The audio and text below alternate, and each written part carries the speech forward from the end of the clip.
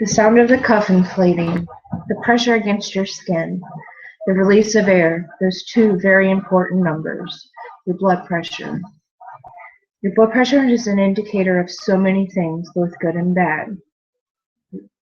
An elevated blood pressure, also known as hypertension, is defined as a repeated elevated systolic, or the top number, of 140 or higher, and a diastolic pressure, or your bottom number, of 90 or higher.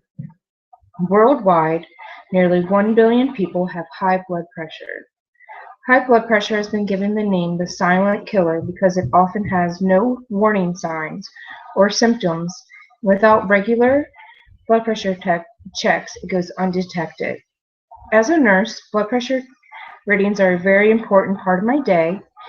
In my demonstration, I plan on showing you how to do a manual blood pressure.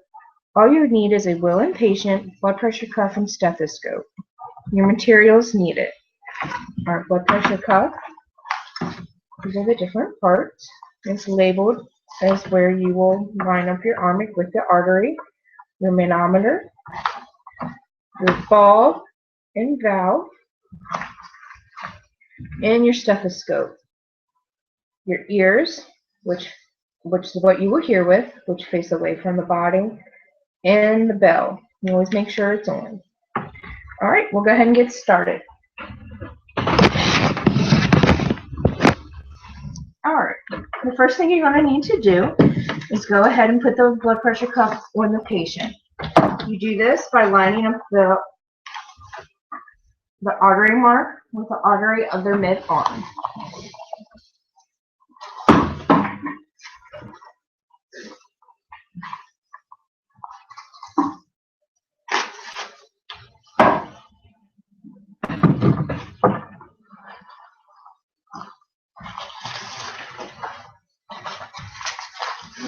Okay. Your next step is you're going to locate the pulse. Your pulse is located along the thumb line, and you feel it under the bone. Okay. Now what I'm going to do is I'm going to inflate until I can no longer feel her pulse.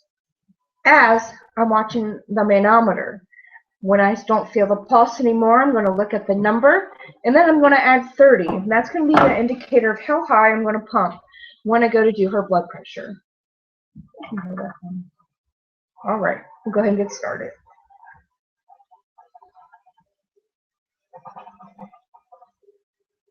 All right. With her, we have 90, so we're just going to add 30. And I know I'm going to need to pump up to 120. So all you do is you release the air by letting it go to the left. Your valve to the left. When you want to tighten it to start, you turn it to the right. So now we're going to go ahead and get started with the blood pressure itself. Put your stethoscope in with the bunny ears facing away from the body.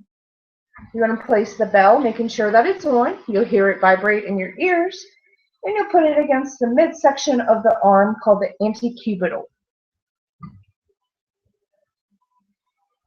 You're going to pump until you pump, pump, pump.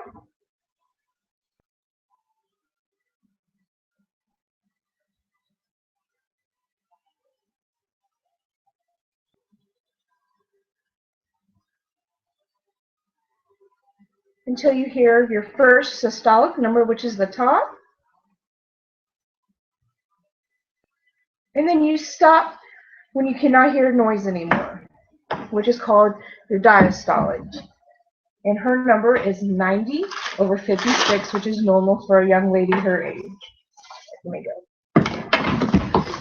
I have just demonstrated how to take a manual blood pressure and reviewed why having your blood pressure taken can be so critical to your health and how high blood pressure can lead to so many things, so many diseases. Many steps are involved to obtaining these two very important numbers we call our blood pressure. But are they very vital and could even save our lives? High blood pressure is a leading cause of heart disease, and people with hypertension are more likely to develop issues with diabetes. Although blood pressure is said to increase as we age, there is hope to reduce this risk as this reduces risk of occurring. Having a healthy low-salt diet, being physically active, and maintaining a healthy weight is your main source of reducing chances of having high blood pressure. It is my hope that you enjoyed learning how to obtain a manual blood pressure and gain some insight on how important getting your blood pressure checked can be. Thank you.